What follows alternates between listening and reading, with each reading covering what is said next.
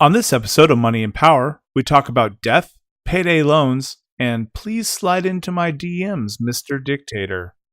But first, Kid Ink. I got the money and the power. Yeah. Once you get a little, they just want to take you down, cuz we've been going hard for too long. Can't get enough, what is you on? Yeah. Really ain't nothing I could drop that. Wake up in the morning, make it all back. It's nothing to get it poppin', wanna roll up and away, here we go now. Welcome to episode 9 of Money and Power, our weekly look at questions related to finance, politics, and culture. I'm your host, Nathan Martin, and joining me from Michigan, a financial consultant and host of the Rob Talks Money podcast, Rob Johnson. Howdy. And we have nobody else. That's it. This is it. This is all you're getting. But Jeremiah is still on doing his service to the country and doing great things for that. So Godspeed, Jeremiah, and please come back because we're not the trio talk without you. We're like the the bifocals of biography. I don't even know what we're gonna say there. I have this whole thing planned for when Jeremiah's here. They have this whole trio talk thing. But anyways, you can still make fun of them in your intro if you want. Blame Canada. Which is pretty apropos, actually, with the stuff going on at the G7 summit, where we're blaming Canada. But no, we got a great show coming up for you guys. We're going to be discussing some finance stuff. Since it's just Rob and I, we decided to kind of stay away from the politics for a main topic or religion for a main topic, and we're kind of delving into finance. And I think Rob, we might disagree a little bit on this topic. It's possible. I mean, we'll see how it goes down. So. I might surprise you. Well, I think there's nuance there that we're going to disagree on. I think overall we're probably going to agree, but it's in the nuance. The devil's in the details, as they were. Well, it's probably because you own 3 payday loan companies. I mean, that's where we're going to disagree. I wish I did. So anyways, that is what we call in the business a tease. But yes. Now we are really glad to have you guys on board. So as usual, how we always start out, now it is time for our look back at the weird, the inane, and the general happenings going on in the world by the crazy people who just happen to live here. News bits. News bits. Show me your bits of news. All right. My favorite, worst jingle of all time. So great. I'm going to play that at Jeremiah's kids' weddings, I think. I thought you were going to say at his funeral. I was going to be like, that's a little cold. I mean, I like could do it. 60 years. Man, you're assuming that I'm actually going to outlive him. I'm 10 years older than him. I know I don't look it, but I am 10 years older than him. But there's no way. He runs every day. He's physically fit. I am not. Yeah. And I run not at all. So, I'm definitely dying before he does. So there's a little bit. But anyways, news bits. What do you got, Rob? Yeah, so a bit of a somber note. Anthony Bourdain passed away. So Anthony Bourdain, as a contributor to CNN, he had several different shows detailing a lot of different topics, food, culture, and he took his own life late last week, and it was a shock to a lot of people. I know I was listening to Joe Rogan today, and he was talking to Tom Papa about it. And him and Bourdain were really good friends, and it was quite the surprise to him. He had said that he talked to him quite a bit, and last time he talked to Bourdain, he said he was the happiest he had ever been in his life. So it was just a complete surprise, I know, to a lot of people. And it was some news that took a lot of people by shock. Yeah, and then you kind of stack that on top of was it Kate Spade, right? Yep. And then it's becoming epidemic proportions in our country, and so on top of that, So I don't want to piggyback off your news bit, but I'm going to. On top of that, the CDC, I believe it was, came out with a report that suicides have increased by 25% over the last however long the study was. I should have it in front of me. I don't, and apologize for that. I'll have to find it. I put it on my Facebook page, but it's becoming epidemic proportions. In our country, and so it's not just celebrities. Obviously, it is all of us. And as that news broke, and it was literally the same day that this report came out, and the news of Bourdain came out. And so there's a lot of things in that. I think part of it is the contagion effect. And the contagion effect is something that people worry about when we kind of promote or amp up suicides that are happening in communities on a regular basis. And so some people have been saying, instead of promoting or talking about the suicides themselves, we should talk about people who are actually survivors, because that also leads to a contagion effect of people not committing suicide. So it's something to think about. But there's definitely something in our culture. And I can't help but feel just a deep sense of loss, because this is affecting all our communities. In a community just north of my own, a 13-year-old girl killed herself. And she was well-liked. She was popular, had tons of life ahead of her, lots of friends. And took her life. And we should feel sadness at these kind of things, because we're being robbed. All of us are being robbed anytime human life is lost within our culture. So whether it is suicide, whether it is senseless violence, whether it is abortion, whenever there's loss like this in our community, we are robbed of that person's talents and treasure that they were going to put into our society. And there's just no way to gauge the opportunity cost that's lost to our communities when something like this occurs. So it should hit all of us with a deep sense of sadness. Yeah, for sure. And I know that's, I'm in, Michigan, and that's, it's quite the epidemic here as well, especially locally. It's, every week in the Lansing Journal, it seems there's another story about another teen who was either bullied or mistreated or had a terrible life at home. And it's, it gets to the question of what more can we do? And that's a whole series of shows on that. But one thing I wanted to ask you, it was two things actually. So I don't want this to take up the whole the whole show, but two questions. I was curious because you're a veteran. So the first thing is, how do you feel whenever a celebrity commits suicide, whether it's Robin Williams or Anthony Bourdain in this case? There is a segment of people on social media who say, "Why are we caring more about Robin Williams or Anthony Bourdain than we are about service members who are killed overseas?" They make that comparison, and it seems to be a little bit of goalpost shifting. And I was curious what you thought when if you've seen that, and two, what are your thoughts on it? I have, see it all the time. It's the same thing we talked about a few episodes ago. People who say, "Oh, why is an NFL player making millions of dollars and a service member is not?"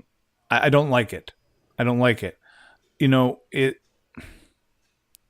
is okay to mourn a loss. And mourning a loss is not the same as endorsing everything that person did. It is not deliberately neglecting everyone else who has left us as well. And I think we do, and this just goes to a deep issue, right? We do a really bad job of conflating a lot of different things. Oh, you said you liked something that Barack Obama said, so you must be a raging liberal. Or, or, wow, you said that you appreciated something that Donald Trump did. Oh, you must be a trumpet horrible person. who endorses everything he Yeah. stands like. We just because you agree with one thing or you're willing to be a human being and say, you know what, this person is suffering, right? We see this with John McCain. So John McCain has cancer, and all the time I see people, oh, good riddance, Yeah. and it's like, terrible. Come on, can we not just for 1 second embrace our humanity? Charles Krauthammer just came out and said that he has basically weeks to live. And the amount of just Twitter hate. Oh, well, he was another Trumper. He he worked for Democrats. Like, he's done nothing. Stop it. It is okay. It is okay to actually have a human response to loss and say, you know what, Anthony Bourdain, he hated Trump, but that doesn't mean that I can't say, wow, he was a good writer. I enjoyed reading stuff he wrote, and our society has lost something because we've lost his voice in his writing. It's okay to say that. Yeah. It doesn't make me a raging liberal. It just makes me a human being who appreciates the fact that when someone passes, that we lose a little bit. Just like it's okay to say, you know what, I'm praying for John McCain and his family. I don't agree with everything that John McCain says, but you know what? His family is going through a horrible time. I can't imagine having to go through a situation where, basically burying my dad is imminent. Yeah. I know what's coming. Why can't we just? I'm going to take it back a little bit. I'm going to kind of steal from something we're going to talk about in July. So this is a kind of a tease for you guys. But the Bible's pretty clear that we're supposed to rejoice when others rejoice. We're supposed to mourn when others mourn. And that's very, very important. And there's two things that rob us of the ability to do that for our neighbors and our community members. So the first is rejoicing when others rejoice. Nothing destroys rejoicing when others rejoice than jealousy. If you're jealous of everything that happens in other people's life, you cannot rejoice when they rejoice. And that is the key to relationship. If you're not able to rejoice when others rejoice, that jealousy will destroy your relationship. And then when it comes time to mourn, when they mourn, you're not going to be around because you've destroyed that relationship. And that fundamentally is where we have to connect as a community. We mourn when others mourn. I just, on Facebook, I was bawling like a baby. I got to tell you, Rob.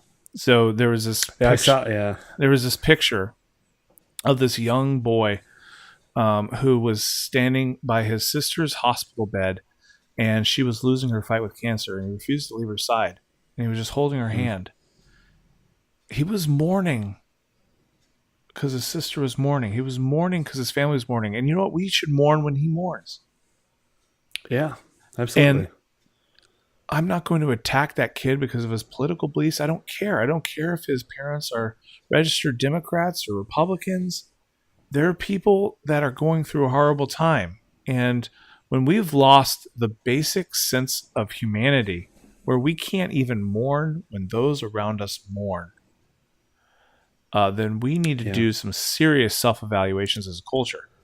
Going back to the suicide issue, though, if you can't rejoice when others rejoice and you can't mourn when others mourn, you do not have the ability relationally to reach these people who are going through a deep, dark time. Yes, some of it's mental illness. Yes, some of it is needing a therapy. But you know what? Time and time again, survivors have said, it was a neighbor who called me over to the yard and we started working on a car and I realized that life was worth living. Or it was somebody at the church who reached out to me out of nowhere and said, hey, how are you doing? Would you like to grab a cup of coffee? And I put down the pills. These stories go on and on and on, Rob.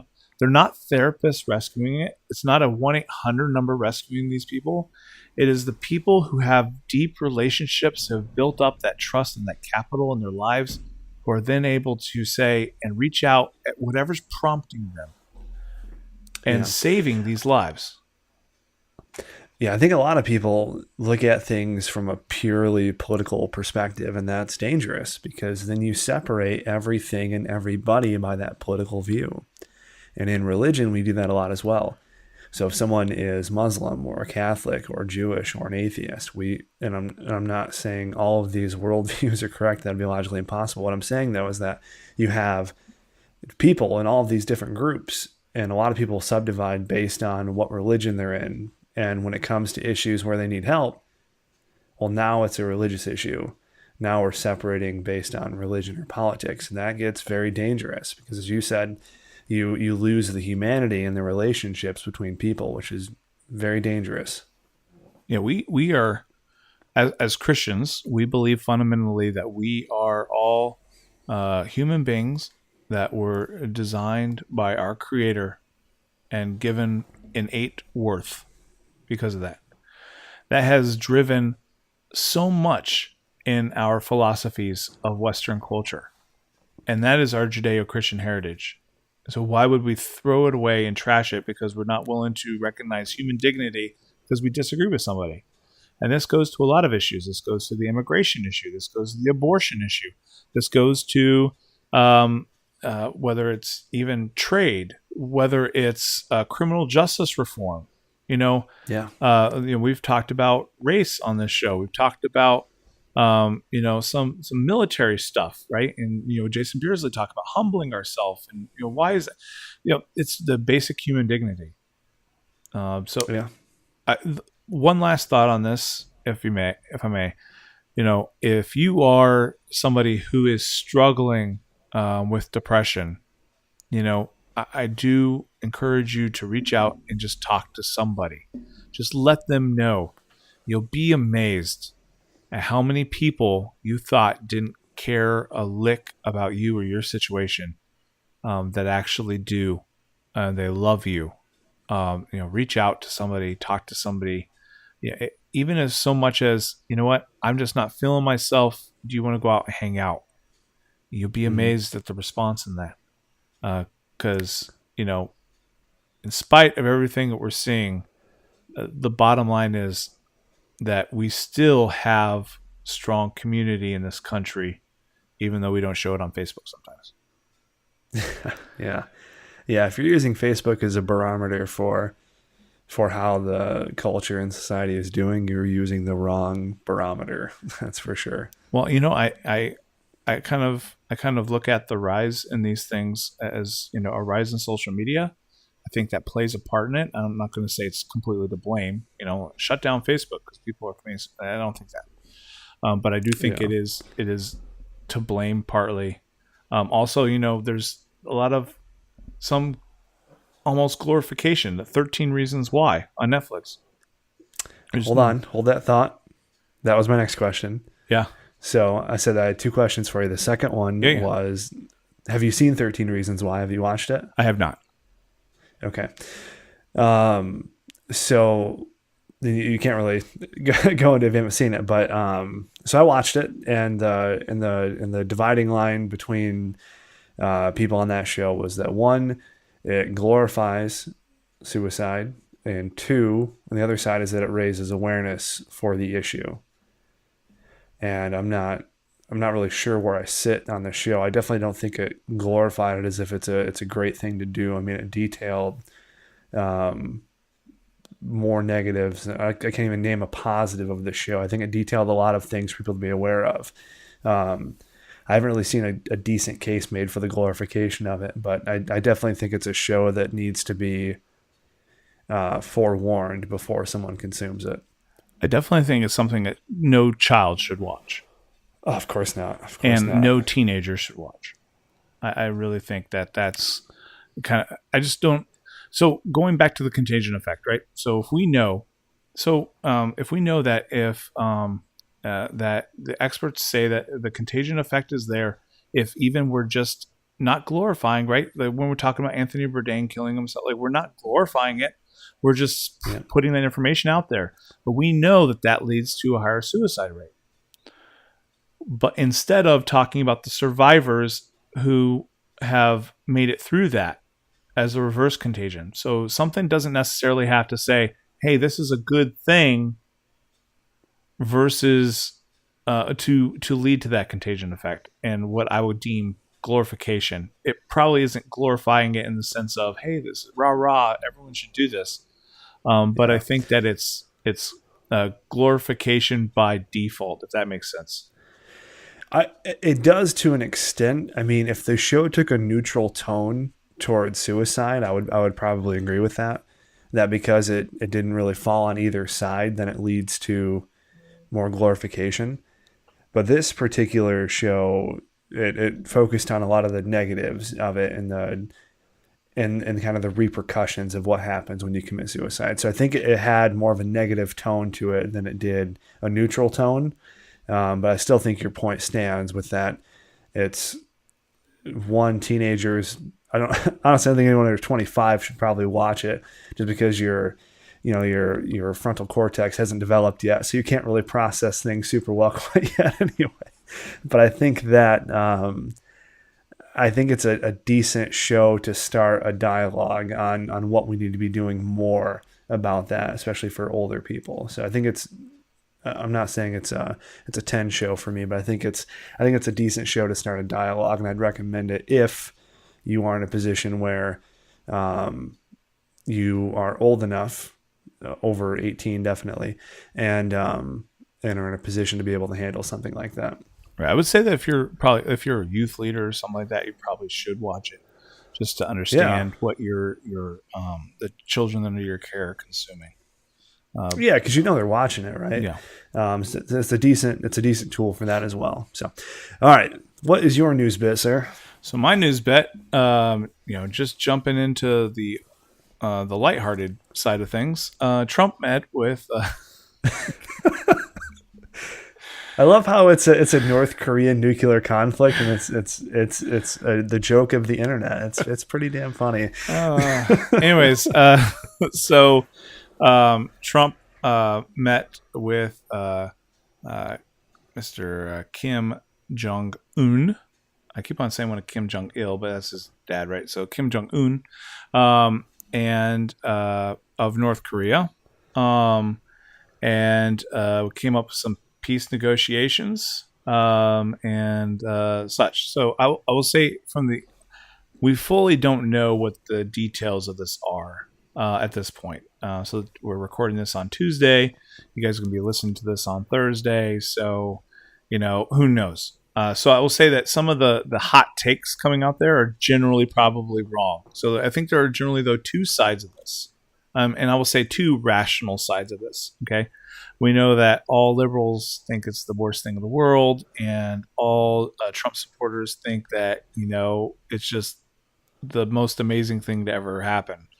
But there's two rational views of this. The one is that we're just legitimizing a dictator, and the summit could have been handled a little more. The other side of it, though, and we talked a little bit about this in our talk about China, is having North Korea as a pivot point in the region, where they don't necessarily have to be allies with us all the time, but just enough of a pivot with us from China to cause some consternation in foreign policy on the Chinese side, to where they aren't able to just rest on their borders.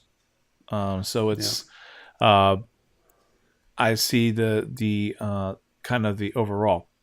I think that next week we're gonna try to reach out to Jason Beardsley and possibly Greg Lawson and bring them on the same show, and see if we can talk through this a little more deeply.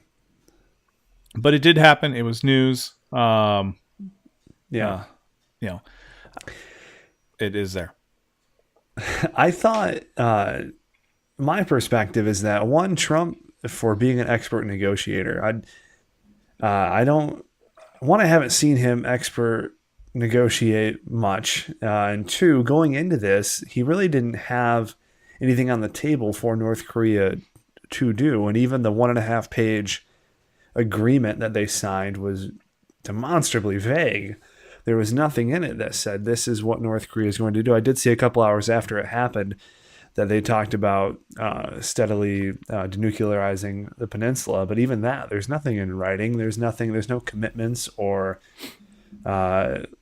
anything further that he can lean on for North Korea. And the sanctions are still in place.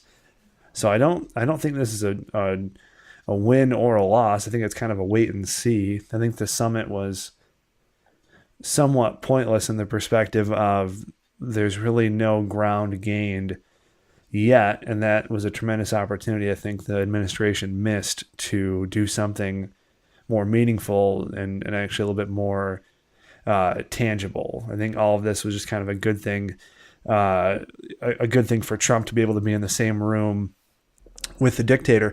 Another thing too that I'm not a big fan of is people have really whitewashed what North Korea does and who their leader is. I mean, he's a terrible individual. And I think that our president has contributed in some way to making him seem not likable, but, somewhat, like I said, kind of whitewashed his persona. Yeah. If this had been President Obama doing the exact same things, I would have probably had a hissy fit about it. And I think the only reason I'm not necessarily having a hissy fit, although I've had serious reservations about the way things are handled and also the optics, and I've made those known. But I guess is because there's people that I trust in the foreign policy realm that feel that this is going to have a lot more fruit than what we're seeing on the surface, and I'm willing to give them the benefit of the doubt. And so it's a wait and see. So I'm willing to do that. I agree. Ben Shapiro had a piece where he basically said, this is going to be the best or it's going to be the worst. There's not going to be any in between with that. Well, first, duh. I mean, okay. It's not really a hot take from Shapiro. Yeah, I mean, okay. So that's kind of where I'm at. So I'm hopeful for the best outcome, prepared for the worst outcome, but I don't know. I think for the time being, that threat is now off the table for the time being. So we will see, and I think that's beneficial to us because obviously, again, going back to our conversation last week, having a war on the peninsula and the resources that would take to rightfully and justly take care of that regime, probably not the best outcome. Now, there are a lot more outcomes between full-out war and where we were, so we're somewhere in that middle round, and we'll just see where that is. I think that all of us, though, can understand and need to understand it is a repressive regime. There are people there that boil grass and are in abject poverty, and hopefully, maybe through some economic stimulus or whatever, we are able to help out the people of North Korea and not forget them in all this. Yeah. Yeah, the one thing I'd caution people on, just kind of a closing note from me, is don't mistake what you're seeing in the press of these two leaders uniting as the Korean dictator suddenly being on the good team. I mean, there's still people in North Korea who are immensely suffering and political prisoners, and it's not the picture that the media necessarily paints it. And I just want people to remember that there's still a lot more at stake here for us to gain back in North Korea. Yeah. And again, so would people on the right be screaming if it was President Obama doing the same thing? Likely, yes. But also, would the media be bowing down to Obama for doing the exact same thing? 100% yes. And that's kind of the point. I don't think that it necessarily has to be one or the other. I think that it's okay to have a wait and see type feel. But we will see. We will see. Yeah, and it looks like it's trending upwards. That's a good thing, Yeah, and we'll flesh that out a lot more fully with the experts. Hopefully next week. We'll see. We'll see if we can get them on the line and have a deep talk about North Korea. I'm sure that's what the audience just really loves. Let's talk. Yeah. If not, Jeremiah will be back. We'll just drill him with a bunch of questions. He'll like that. Yeah, we will. Just, hey, what's going on, buddy? Yeah. Tell us. You're in the military, so obviously you have foreign policy experience. Yeah. Well, and it's worth noting, Kim Jong-un follows him on Twitter. So there's something there. Follows Jeremiah? Yeah. Really? No. That's awesome.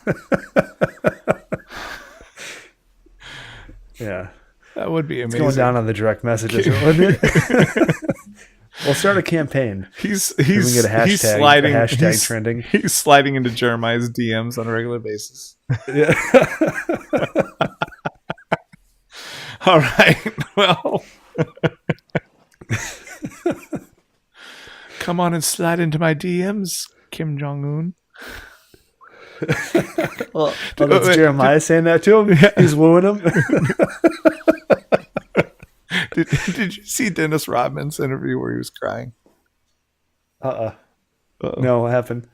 Oh, he was wearing a mega hat, and also a a T-shirt for a pot company, an advertisement for a pot company. I think it's called Potcoin, I think, or something like that. Anyways, okay. He was wearing a mega hat, and he's just crying about how this is great for the North Korean people. So good. Well, don't speak negatively about Potcoin. They could be a potential sponsor, so we don't want to squander that. No, fair. Yep. All right. So that wraps up news bits. What do we got for the main topic? We kind of teased it, but what do we got, Rob? So the main topic this week is going to be payday lending and predatory lending, kind of under that umbrella. And we're going to discuss the merit of the industry, and I'm going to rope in subprime loans here as well. I'm kind of going to do a couple of things. And then we're going to talk about regulation and what ought to be done, if anything, about these companies that are functioning. Outstanding. So you have a clip to start us off? I do. So I want to intro the clip here. So John Oliver is someone who I have a love-hate relationship with. On social issues, I think he is pretty terrible as far as his reasoning and logic. On financial issues, I think he does a pretty good job. As a matter of fact, I was counting up his financial video views on his show last week tonight. He has over 70 million views on his financial related topics, which is very impressive. So he's getting out a lot of good information to people about what to do and what not to do with money. And he does it in a way where it's pretty consumable. A lot of financial speakers, not including myself, of course, are pretty dry. And they don't really do a good job of explaining concepts at a simple level. They make everything to be super difficult, or they fill everything with shame, and it turns people off that way. Oliver does a much better job. He talks about the pros and cons of something like predatory lending or subprime loans or retirement savings accounts, and he does it with a way that people can understand, and it's pretty funny. So I'm going to roll this clip and then we'll talk about it. Payday loans. 1 in 20 households have taken one out at some point. It's a $9 billion industry, and payday loan outlets are all over the place. There are more payday loan stores in America than Starbucks and McDonald's. More than Starbucks or McDonald's. McDonald's! I didn't know there was more of anything in the US than McDonald's, including people and grains of sand. And the payday loan industry has only been around for just over 20 years. Even Ebola looks at that growth rate and thinks, that's impressive, you guys spread fast. And it's not just the number of companies, it's the variety. You've got Fast Cash, Cash Central, Speedy Cash, quick cash with the word quick spelled wrong, and quick cash with both quick and cash spelled wrong. Because what could be more reassuring than a business that can't correctly spell either their product or the speed at which they're getting it to you? All right. It's pretty good. I'm going to link the full YouTube video in the show notes. So if you want to watch that after you listen to the episode, I think it's worth your time. A little bit of language, but he bleeps it out. So, if that's something you're worried about, it's fine. So payday lending. So my take on payday lenders, let me break it down. He goes into the video a little bit more and talks more details, but the average rate for a payday loan, this changes depending on what study you're looking at, but it's in the ballpark of 500% to 700% APR. So what that means is that if you take out a $100 loan and you don't pay on it for 1 year, 500% interest, you will then own, my math skills are right this time, I promise, $500 after 1 year. Now, the thing with payday lending is that you have a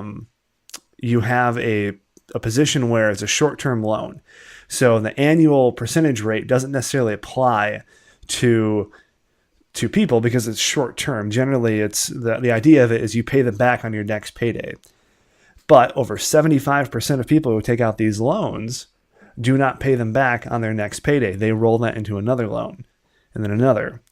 A story I like to tell is I was working with a woman one time, and she had taken out a $250 payday loan. And by the time she was done paying them back, she had paid almost $1,500 to the company. It's insane. And what happened was she didn't realize that there were fees, late charges, in addition to rollover fees. So she was getting hit with like a $70 penalty every week she didn't pay the loan. And these are things that they don't tell people. It's in the fine print. And most people, when they're in a position like that, when they have to go to a payday lender, they don't necessarily take the time to read the fine print, which they should.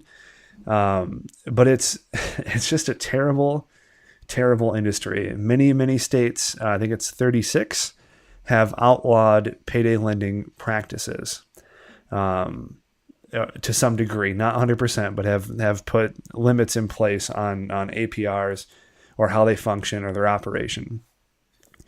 So there's a lot more to it, but I want to get your input here. I'll pause, and then I want to bring up a couple other things. All right. So as a general rule, I feel that getting a payday loan is stupid. Okay. But I feel a lot of things are stupid. Just because detail some for us, will you? Just because something is stupid does not necessarily mean that it should be outlawed. And it's like, I go to the same thing as, the lottery. The lottery is a poor tax. Poor people pay the lottery at a disproportionate rate. Yep. Poor people are not winning at a disproportionate rate. Like it is a, as I think as Dave Ramsey says, it's a stupid tax for people that are bad at math. And so he's so kind. He's so kind. But well, it's true, right? And it's the same thing with payday lending, right? It obviously is targeting a segment of the population that is uneducated about money. Now, I will say that from where I stand, though, at least they're providing some sort of service. Like there is some reason that somebody is going in for a payday loan. I've heard people calling it akin to loan sharking. I don't think so. I don't think it's loan sharking. They're pretty. Why is that? Because I've written articles on it that say I do compare it to loan sharking. So I'm curious to see why you think that. Because loan sharks will actually, break stuff. And once you owe a loan shark, you always owe a loan shark. You can at least pay off the payday loan, right? Like, that the lady you helped, right? She paid $1,500 off. She didn't lose an ankle or knees or have her kids threatened. I didn't tell the whole story. So I just, is it providing a service? And also, the other thing I hate, and I'm glad you mentioned it, though, I hate when people say APRs. APRs are insignificant when it comes to payday loans. They are not designed to be long-term loans. Yeah. So to say that it's an APR of 500%, like big whoop, right? Like if you have a $70 fee or a $20 fee, I mean, yeah. For example, right? I have a for my bank, I have a what's it called? An overage account, right? Just in case a check hits and the next day is my paycheck and it just gets wonky, right? Sometimes it's something hitting at 9:05 and the other hits at 9 a.m. and whatever. And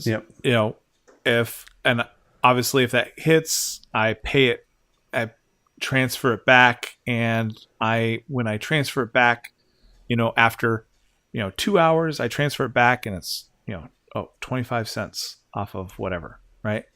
And what's the APR on that? Well, that's astronomical, right? But it was 25 cents. So on $100 loan, if it's designed to, where you're paying back $105, $110, in a week, and you're trying to extrapolate that over what it could be potentially over a year, I just think that's I'm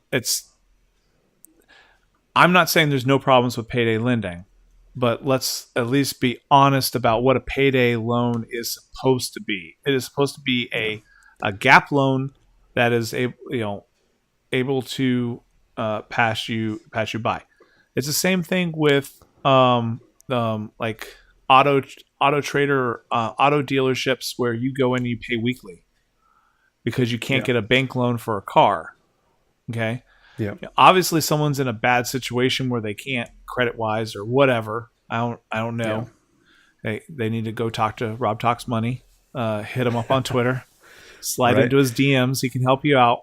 But they're having to travel. They don't even take mail in. Like you have to travel and pay in cash. Everybody, like those APRs are a lot higher than your standard car are. But it's a different financial product. It's a financial product that most of us would never ever use because it just doesn't make sense. But if you're in that situation, I'm hesitant to outlaw something that could provide somebody value. Because what is the other side to somebody not having that service? Yeah. Well, here's where I think the issue is. If it was a legitimate service that was built for servicing people for 1 to 2 weeks, and that's where the relationship ended, I would probably be on board with it. This is the same feeling I have. You mentioned subprime lenders, like there's a company in my area called Fast Finance Auto Sales. They have 99 cents down, 99 cents for your first month. And they charge, on average, about 20% interest. I tried to get them on my show, and they blocked me on Facebook and Twitter because I posted the fine print of one of their mail-ins, and it said subject to like 25% APR. I did the math on like a $6,000 car, and they blocked me from their page. And I tried to get one of their VPs on the show, and he wouldn't do it. But that's the problem. So the problem is these companies aren't built for one-offs. They're not built for helping somebody get their credit rolling or helping somebody gap. These companies are built on repeat customers and hoping they can get people in this cyclical trap wherein they're borrowing from week to week. And that's why like 75 or 76% of these people who take out a payday loan will take out another one. So they're not providing a service in that they're trying to help people break this cycle. They are hoping that people will continue in this cycle because that's what makes the most money for them. Well, how is that different from a credit card company, though? A credit card company, they don't make money when you pay off the minimum balance. And most people carry a positive balance. And most people who have a credit card will actually use a credit card, right? That's why, folks like Dave Ramsey, they say you'll cut up your credit card because if it's there, you'll use it. Like we know that, right? It's the same principle. It's the same of, hey, I'm in this jam. Oh, I'm just going to use it this once. And then all of a sudden something else happens. You don't pay it off. And then you're in that cycle too. Like what's the actual determining factor between that, minus the fact that it's, 25% APR in some credit card cases. I mean, what's the what's the actual difference? I mean, you can't tell me that a credit card company that tells you only have to pay 2% as the minimum balance, and it used to be 1%, and now it's 2%. That's the minimum that they have to pay. You can't tell me that that's not sort of predatory as well. It is, but why are credit card companies okay and not payday lenders? Well, I don't think credit card companies are credit card companies have different streams of revenue rather than just interest on their cards. They have contracts with airline companies and hotels, and they make money as that revenue stream as well. Primary being interest rates, though, absolutely. Payday lenders make a market on lower income people, whereas credit card, it's way more spread out across the board. It's not just low income people. So credit card companies. But is it, Bill Gates, I guarantee you, Bill Gates does not have a credit card balance.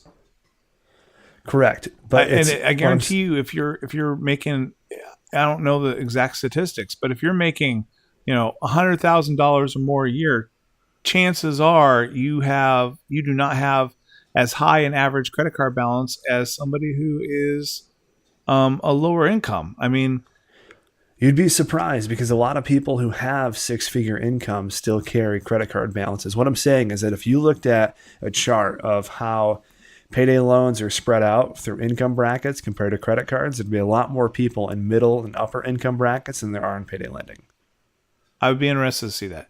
But yeah, for sure. It's because people across the board, regardless of how much money you make, suck at managing money. And people who have six-figure incomes and people who make $40,000 a year still struggle with the debt at generally the same pace. Now, I'm not talking about 1% people making $400K plus per year. I'm speaking of people generally under $250,000 per year. Right. And that goes to my main point. Okay. My main point is that people suck at managing money. Yep. You can cancel payday lending all you want, but that's the practice is going to continue. Yeah. It's either going to continue in the shadows or it's going to continue in the daylight. It's the same thing.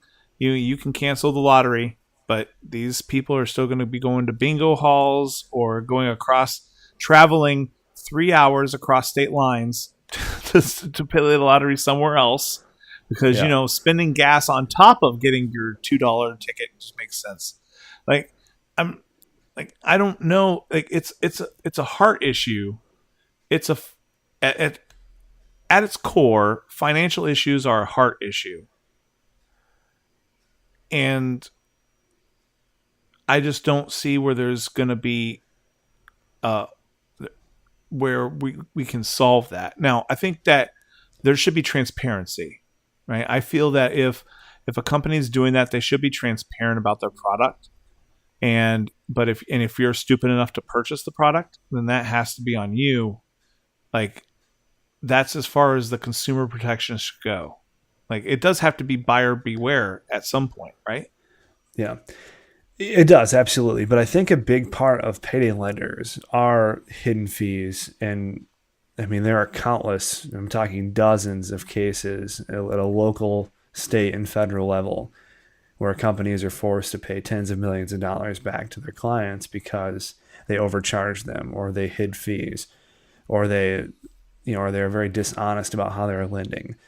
If we were in Michigan to say we're going to ban all payday lenders and all forms of payday lenders, and in place of that, we're going to start a financial wellness program at a state level where we educate people in a much more meaningful way, whether it's through public schools or through the private sector, if private sector wants to bid, I think that would actually help because then people are saying, okay, well, I don't have payday loans as an option. What do I have?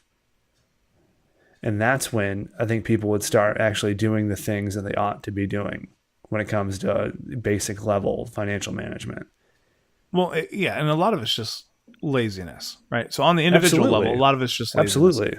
It's kind of like it's easier to take out a payday loan than it is to actually work more hours or sell things that you don't really need or, And that's like it's like one of the maxims that Dave Ramsey says, right? Like, hey, if you had 1 year, and I told you that you couldn't borrow any money, but to save your child's life, you had to come up with $10,000. Could you do it? And the answer is yes, of course. Every single one of us would come up with $10,000 and not borrow a cent. And so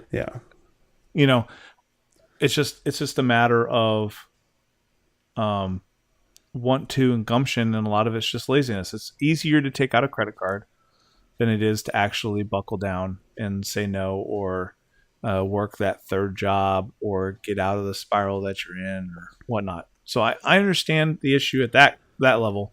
I'm just thinking, I'm okay regulating, right? Like, I'm not a libertarian.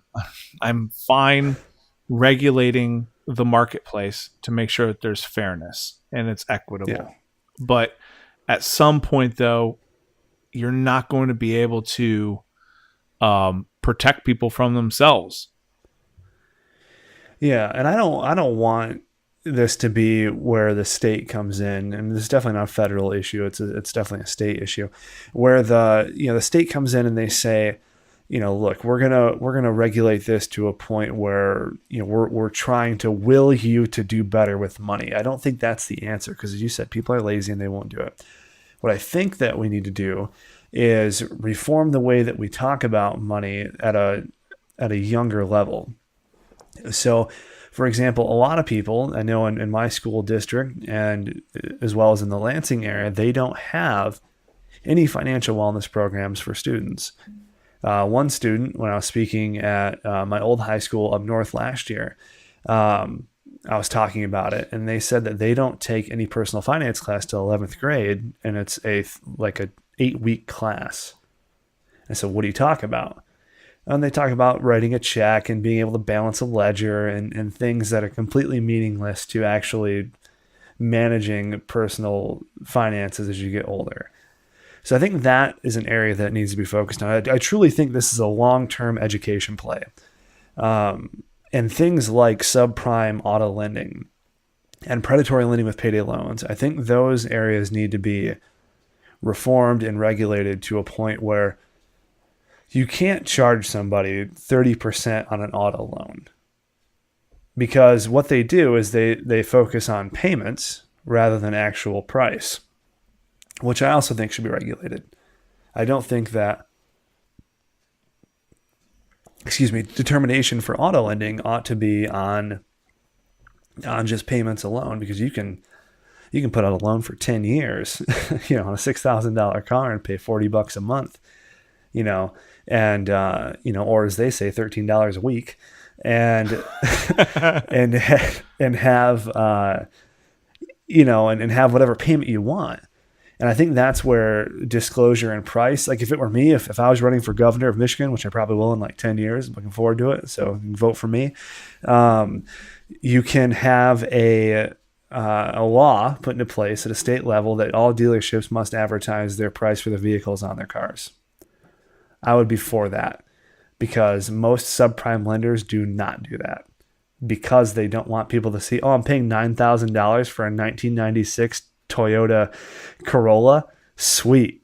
And instead they'll say, well, it's only $100 a month for 10 years, and you're really paying $16,000 after interest on a car that's worth about $3,000. I think just more honesty in advertising and marketing when it comes to auto lending and auto selling should be pretty standard. I think that's the thing most people can agree on. I do. And again, but then if that person is, I'm going to say stupid enough, but if they're stupid enough to go, hey, $100, that's all I can do. Like, this is my only option. Need a car. Yeah. I got to get to work. Like, and my credit's shot, and nobody's going to loan me any money. Like, yeah. And that's still going to happen. You can't legislate that out of the market. But what you can do is stop people. I'll give you a great example. When I was 19, I was looking for a new vehicle, and I drove down to this place in Bay City. It's kind of in the middle of Michigan. And I said, I need, and I didn't know it was a subprime lender. I was just going around to dealers looking for vehicles. I said, I need a car. I don't want to spend any more than $6,500. I have like $6,500 in cash and I want to buy a vehicle. And they said, well, what you can do is you can make us payments and keep your money, and we'll give you, this, I think it was like a Mercury Mariner. And I was like, well, how much is it? And they're like, well, don't worry about it. It's on the payments. You're going to be paying us, I think it was $75 a week. So it's like $300 a month. And I was like, no. I said, that doesn't make any sense. And then they brought the vehicle out and they're like, well, you can test drive it. You can take it home for the day. And I did. I went home and I researched the company, and I was looking at it, and they wanted to charge me $12,000 for the vehicle over the contract term that they had. So I was pretty angry. So I went back there and I told them, look, this is what you're doing. This is what the car's worth. Here's the blue book value for a dealer, not even private party. And I said, I want my file. I want you to cancel anything that you have been going. I want to take my whole file. I was so pissed because I found out what they were doing. And ever since then, I was like, how can people stand for this? Because they were literally trying to talk me into a vehicle twice as much, charging me interest instead of paying cash because it's better for them, and being extremely shady about it. Yeah. It's insane. Yeah. And I mean, that's anecdotal, right? That's just a story, but that happens literally all the time. Well, it happens all the time, right? And so, to the listening audience, it's a matter of, like, you have to beware that these things exist. And the person who's going to have your best interest at heart is not going to be a bank, and is not going to be an auto dealer, or it's going to be you. Like, you got to ensure that you have an interest. But you also have to have these conversations with your kids, because your kids are going to do what Rob did, and they're going to go out with their hard-earned cash, and they're going to, they could fall victim to just because it sounds good. Yeah. And that's a good point for personal responsibility as well. So we talked a lot about predatory lending and what the dealers are doing, but as you were alluding to earlier, there's a lot of personal responsibility that needs to be discussed as well in this conversation. Because you can't just go into the marketplace completely ignorant and expect to be treated fairly and as though no one's going to take advantage of you.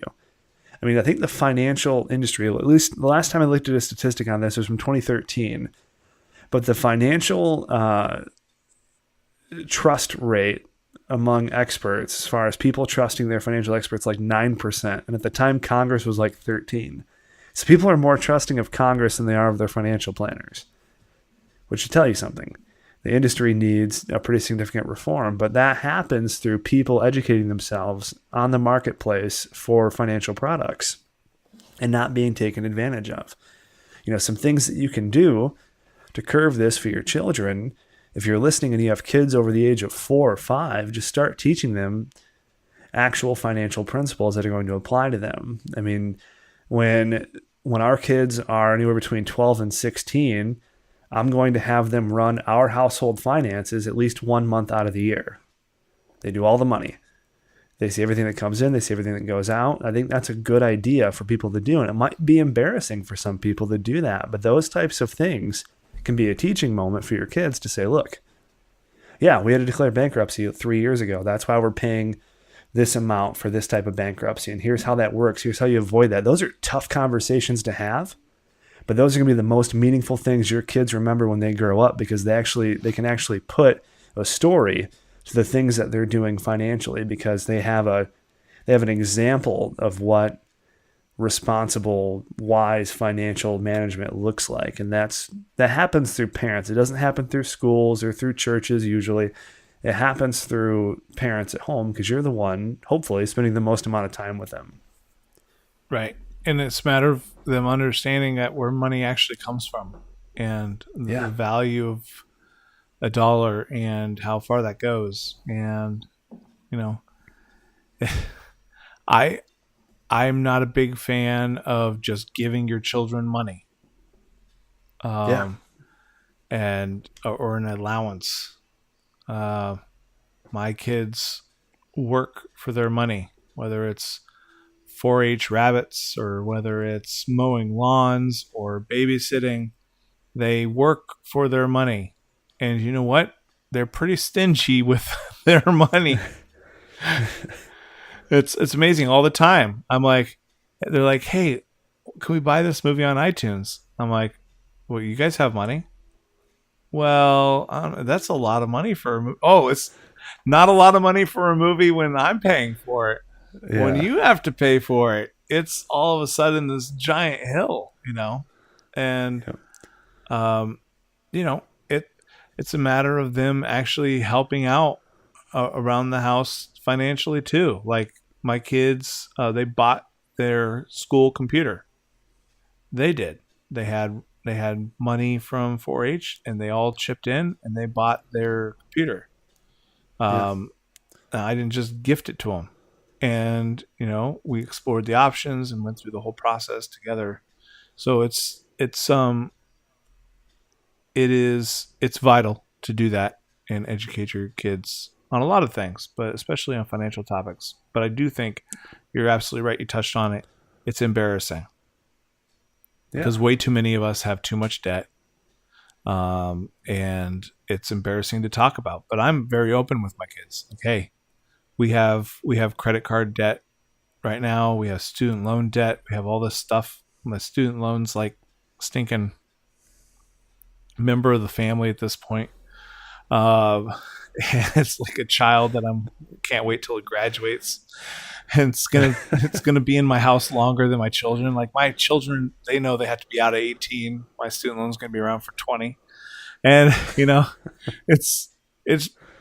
but they know that, and I talk about hey, when you're looking at college, like this stuff's real. It may sound really good. Oh, I don't have to make any payments on my student loans while I'm in school. Well, okay, but you're not going to be in school forever. And at some point, you're going to have to pay the piper. What does that look like? And, it's important to have those conversations, those meaningful conversations with your child, no matter how embarrassing it is. Hey, your mom and I are in debt up to our eyeballs, and this is why we can't go on a vacation this year. Those are conversations that are worth having because they're showing a consequence for spending patterns that hopefully won't be replicated in the future. Yeah, absolutely. And they're tough things to have. I mean, I've sat down with couples and they both came to lay all their cards on the table. And it was, I didn't know that you had $5,000 on this credit card. And I didn't know you spent this much at Macy's. And I didn't know, whether it's to your kids or to each other, there is a level of personal responsibility that ought to be had when you are married and when you have kids, and cultivating that environment where you talk about money in a meaningful way and it's positive. And it's not just like angry fights that end with slamming doors and how could you do that? And I can't believe you, and you're throwing away our kids' college education, whatever, terrible things couples say to each other when they're pissed.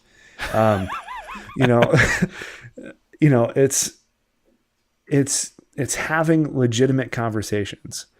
And we don't do that a lot. A lot of people are afraid to talk about money because it's embarrassing. People would rather talk about whatever disgusting medical surgery they had last week that I don't care about, rather than talking about their, them not being able to make their mortgage payment, which is something I can actually help them with. I can't help you restaple your stomach. I don't care. I do care about you not being able to make your mortgage payment or me being able to help you. But if you don't tell me, if we don't talk about it, no one can help you. Absolutely. Well, anything else on that topic? No, that concludes this week's edition of Rob Talks Money.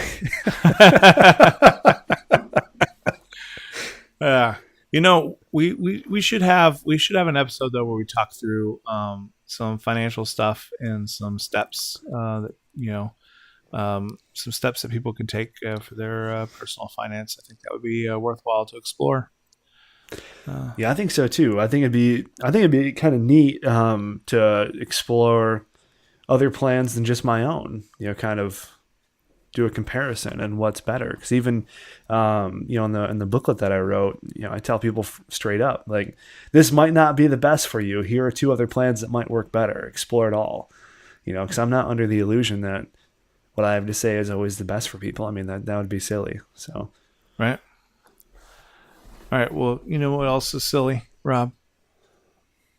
Drinking Red Bull instead of Strikeforce Energy. That is absolutely silly.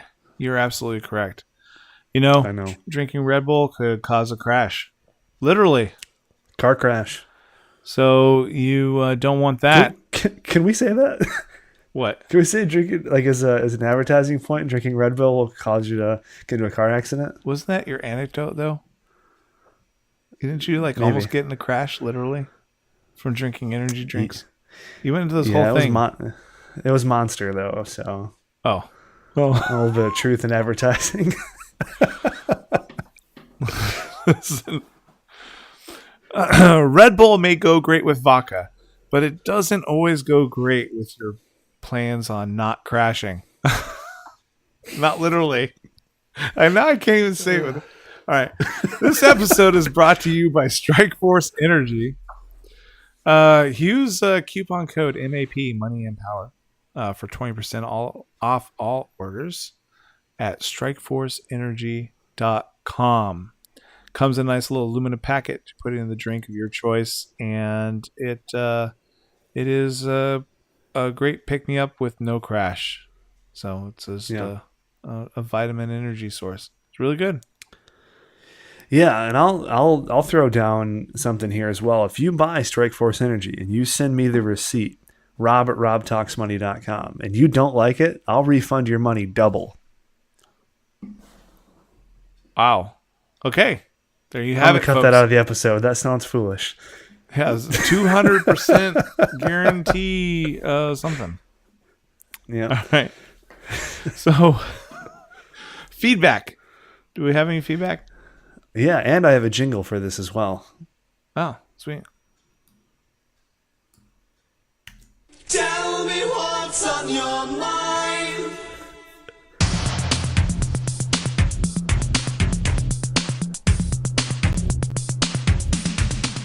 All right. So, listener feedback. I hate that jingle. I just want to say that. It hurt me cutting it when I was getting it queued up. I like the news bits one more than that one. Yeah. Listener feedback. There is none. Okay. That I've seen. I've been pretty dark on socials though, so Jeremiah's usually our guy for that. Yeah. So I bet there's a ton of listener feedback. I think Jeremiah actually has a voicemail that was sent, so we're gonna have to cue that up. It is, if you would like to reach out to the show, it is Money Power Pod on all the socials. All right. Please, if you have any comments on any of the topics or topics you'd like us to explore, please reach out to us. And if you are so inclined, please give us a nice 5-star review on iTunes. We could use it. Yeah. We are now, Yep. If you search for Money and Power, we are now the number 1 option that shows up. It's good. We were the number 3 I saw option. we were on Apple's New and Noteworthy as well. So that was nice. Yeah. So we're climbing up the charts. It's going really great. We've had over 12,000 streams. So it's going really good for 9 episodes in. So I'm really, really proud of what we got going on. Yeah. Yep. Look out, Joe Rogan. Yeah. It's going down. Coming for you. This is hot on your heels. This is interesting. Joe Rogan made like $14 million last year through his podcast. Isn't that crazy? I would be completely happy with 10% of that. Yeah. That's what I told him. I wrote an email. I said, hey, I'd be great with 5. Yeah. Would you like to join our podcast network? Anyways, all right. So that is listener feedback. Next, the part of the show that everyone seems to enjoy, the ending. Parting shots. That's not nice. All right, Rob, what do you got? Parting shot. I don't have anything prepared. I got to be honest. Got to pull back the curtain. I was slacking this week. I will make a recommendation on a film that I watched recently that I thought was pretty decent. Let me check the rating on it just to make sure that people aren't criticizing me next week for recommending a terrible movie to them. Because the last thing I want to do is recommend like an R-rated movie to someone and then them sit down and watch it with their kids and be like, I hate you. That would be really sad. So the movie, I'm going to recommend it anyway. This page isn't coming up. Google Chrome is super slow for some reason. The movie is called Game Night. Have you seen this? I have not. Okay. I believe it's PG-13 though. Okay. Well, that would be really good. It is rated R. Okay. Well, never mind. So it's not like a hard. We call it like a hard R in the industry that I'm not in. It's so it's basically this couple gets married and they're really big into games and game night and whatnot. So they have their brother over for a game night, and then he says, "Come over to my house and we'll have a game night." And he stages like an abduction, like for their game night. And it's like it's a real life mystery, and it is pretty good. It's not bad. Like there's nothing crazy in it. I mean, there's not like nudity or anything crazy. It's just maybe some language, but it was really funny. I laughed super hard, and it has Rachel McAdams and Jason Bateman. So it's pretty good. All right. Well, I am also going to do a recommend on what to wait until it comes out to video. Went and saw Ocean's 8. Oh, is it good? Listen, it's enjoyable. It is not as good as the other three, but I do like how they set it up to where there can be another trilogy with an 8, 9, and 10. What was the first Ocean's movie? Ocean's 11? 11, 12, and 13. I never saw the series, so yeah. Wait, well, you've never seen, like, you've seen Ocean's 11, I'm sure, right? Or none of them? No, none of them. Nope. Was that bad? What? I've never seen Seinfeld or Friends either. I mean, not okay, an episode. but like it's. I listen. Like Seinfeld and Friends are like a multi-year commitment. Ocean's 11 is just 2 hours, like an hour and a half, maybe. I just can't commit. Do it. Ocean's 11's good. Ocean's 12 is like, eh. But so is Ocean's 8 like the female Ghostbusters? No, listen, it was enjoyable. My wife really enjoyed it. It was enjoyable. Okay. It just wasn't as good. Like Ocean's 11 and probably it goes Ocean's 11, 13, 12, 8 would be my ranking. Okay. But Ocean's 11, you gotta check it out. So it's last. So it's the worst of the four. Of the four, but it's still like, it's above. Still good. Yeah, it's above, some other stupid movie. I also went and saw Solo. Is it good?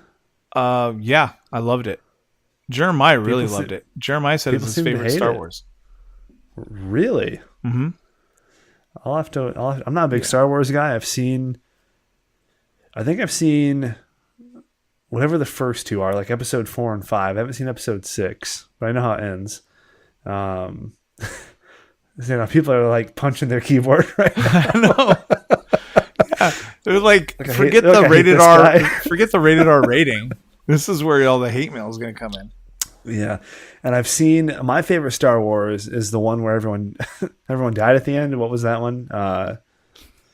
I'm being serious. I forget the name of it. It was like the recent one. It was like Rogue One. Rogue One. That was Rogue One. Yeah. Rogue One has been my favorite Star Wars movie. Not because everyone died at the end, but just because I thought it was the most interesting. Anyway, Solo was really enjoyable. It was fun. It was a fun ride. And people that are hating on it, are just whatever. Do you think that could be a whole rant? Do you think there's like a flood, like a Star Wars market flood? No. I just think it's like people. So there's two types of Star Wars fans. There's the people that are casual fans who actually watch movies for entertainment value. And then there are those who watch Star Wars because it proves the canonization of the books that they've read and how deep they are into this universe. And it's okay, whatever. Like, you do you, nerd. But like, I watch movies because I enjoy them, not because they're fit into some canon. So, I mean, I've enjoyed all of them. Whatever. So you don't have lightsaber fights with people in line when you go? No, I don't do that. I do that with my children though. We have lightsabers. Okay. But anyways, so Solo was enjoyable. But Ocean's 8, just wait till it comes out on video.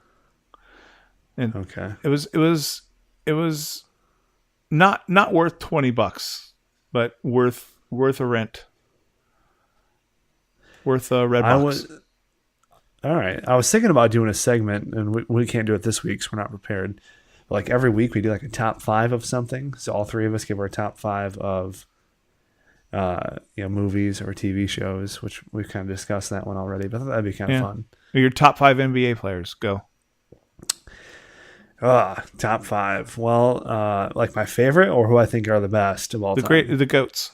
The goats. Let's do top 4. Let's do Mount Rushmore. Let's do top 4. The Mount Rushmore of the greatest of all time basketball players. All right, so I'll do Jordan. I think he's the greatest of all time. I'll do Kareem for number 2. I'll do. Everyone's a Laker. Everyone who's good. It's kind of like a disease. I'll probably do Magic Johnson for number 3. He's from Michigan State too, which is nice. And then this is tough on the spot. I have to think about it. Maybe LeBron for number 4. I'm about to say you kind of have to have LeBron on Mount Rushmore at this point, but yeah. So I'd say Jordan, Kareem. I'll do Jordan, Kareem, Kobe, and LeBron. I'll sub out Johnson for Kobe. So I'll do Jordan, Kareem, LeBron, and then it just kind of gets muddled in that tier, and it's like that Magic, Larry Bird, Kobe. Like I think they could all kind of go into that spot. Yeah, Wilt. And there's Bill Russell. Russell. Yeah, probably. Chamberlain. No, I'll put Russell there. I'll put Russell in the number 4 spot. So he's got more rings than fingers. Yeah, I'll put Russell there. So, all right, yeah, all right. So we were wrong, by the way. Our prediction it was a sweep 4-0. Yeah, we said for the in Dubs. 5, right? We said in 5. Yeah. Yep. So Golden State was just too good, and I guess LeBron had a broken hand or something. That helps. Broken right hand, although he's left-handed. Is he left-handed? He's left-handed. He writes left-handed. Does everything left-handed. He doesn't shoot left-handed. I know, he's ambidextrous on the court. Huh. That's like when people are like, he can go up with his left hand so much. Yeah, well, that makes sense. Well, it didn't matter what hand he was shooting with. He sucked, so. I won't say sucked, but he definitely couldn't 51 points. It's hard to say. He sucks. Well, you know what? That I hate when people say that. He didn't score 51 in regulation, though, because if he had, they would have won. Yeah. Yeah, it was OT. But even overtime, that was garbage. He only scored like 5 points, the whole team. Yeah, it was ridiculous. I think he scored 2, didn't he? Because he had 49 going into it. So, anyways, that kind of, I think that should wrap it up. And I really appreciate our listening audience. We do this because you are there, and we appreciate it. So, for Rob Johnson and, well, I guess just for Rob Johnson. I'm so used to saying 3 people. So, for Rob Johnson, I am Nathan Martin. And thank you for listening. I got the money in the pile. Yeah. Once you get a little, they just want to take you down, cuz we've been going hard for too long. Can't get enough, what is you on?